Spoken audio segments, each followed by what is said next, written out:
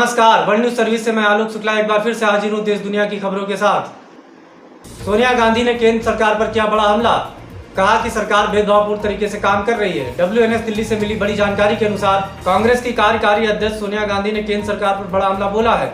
सोनिया गांधी ने कहा कि मैंने कोरोना वायरस के खिलाफ लड़ाई को लेकर जो सुझाव दिए थे उस पर सरकार ने भेदभावपूर्ण तरीके से काम किया है। पार्टी के शीर्ष पदाधिकारियों के साथ दिल्ली में CWC की बैठक के दौरान सोनिया गांधी ने कहा कि केंद्र सरकार से अपेक्षा थी कि वह संकट के समय बड़ा दिल रखेगी, लेकिन ऐसा कतई होता नहीं दिख रहा है। सोनिया गांधी ने कहा कि केंद्र सरकार उन राज्यों को राहत पैकेज से वंचित कर रखा है जहां कांग्रेस की सरकार है। साथ ही सोनिया गांधी ने कांग्रेस कमेटी में मोदी सरकार को निशाना बनाते हुए कहा कि जिन राज्यों में कांग्रेस की सरकारें हैं वे 3 मई के बाद केंद्र के दबाव में न रहकर लॉकडाउन पर स्वयं फैसला करेंगी। मोदी सरकार की इस स्कीम में करें निवेश, इतने महीने में दोगुना हो जाएगा पैसा।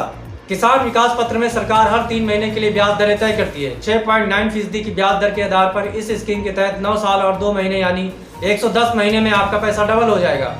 इसके पहले यह 9 साल 5 महीने यानी 113 महीने में दोगुनी होती थी।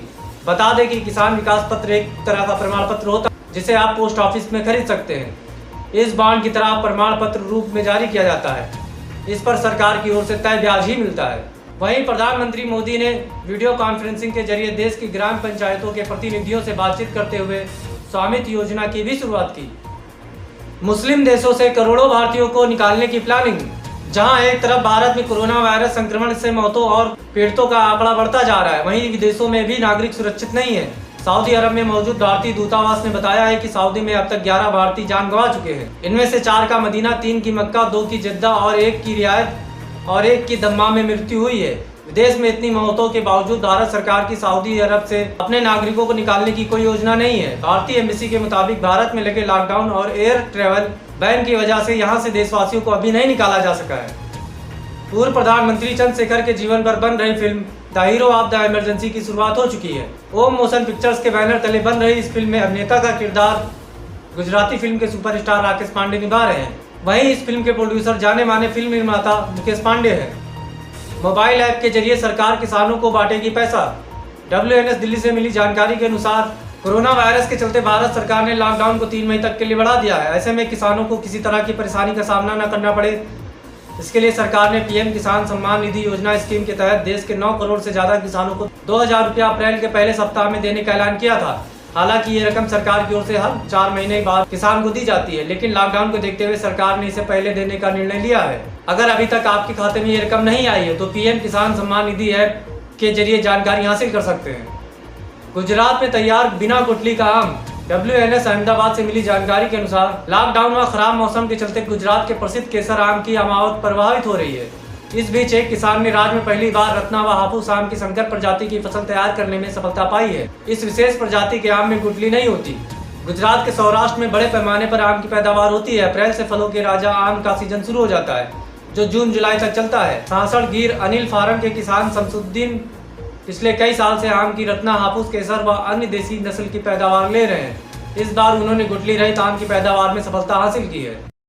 मिलावट मिलावट आज के जमाने में चारों तरफ मिलावट, यहाँ तक कि खाने की हर एक चीज में मिलावट। सही स्वाद तो हम भूल ही चुके हैं। बात सिर्फ स्वाद की नहीं, स्वास्थ्य और शुद्धता की है। तब तो ऑप्शन सिर्फ एक ही है, प्योर एग्रो, क्योंकि गुणवत्ता ही उत्पादन की पहचान है। 100% सर्टिफाइड ऑर्गेनिक खाद्य पदार्थ एवं मसाले। व्हाट्सएप पर आ रहे हैं फ्री बियर के मैसेज, हो जाएं सावधान। सोशल मीडिया और व्हाट्सएप मैसेंजर पर कई तरह की खबरें वायरल होती है। ऐसी ही एक मैसेज इन दिनों वायरल हो रहा है जिसमें दावा किया जा रहा है कि हेनकेन ब्रांड की ओर से लॉकडाउन में फ्री बियर दी जा रही है। इस मैसेज में दावा किया गया है कि कंपनी की ओर से एक सर्वे भरने के बदले 4 बियर फ्री में दी जा रही है। हालांकि इसको लेकर हेनकेन की ओर से कंफर्म कर दिया गया है कि व्हाट्सएप पर शेयर हो रहा यह मैसेज स्कैम है और ऐसा कोई ऑफर कंपनी की ओर से नहीं दिया जा रहा है। कोविड-19 परीक्षण के लिए यूपी सरकार का आदेश। बनारस से हमारे bureau chief Shri DS Mishra ji ने बड़ी जानकारी देते हुए बताया है कि निजी प्रयोगशालाओं में कोरोना वायरस संक्रमण की जांच को लेकर उत्तर प्रदेश के स्वास्थ्य विभाग ने निर्देश जारी किए हैं। इनमें कहा गया है कि भारतीय चिकित्सा अनुसंधान परिषद से अनुमति प्राप्त निजी लैब पहली जांच के लिए अधिकतम 1500 रुपए ले सकती हैं।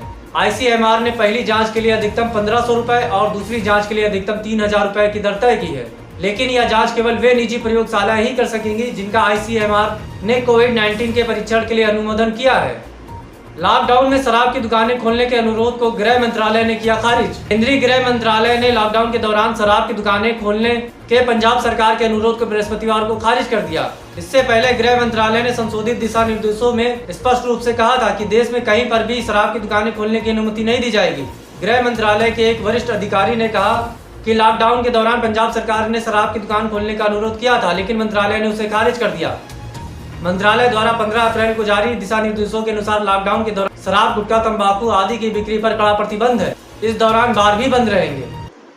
आज के समाचारों में बस इतना ही। हम कल फिर हाजिर होंगे कुछ नई खबरों के साथ। तब तक के लिए नमस्कार।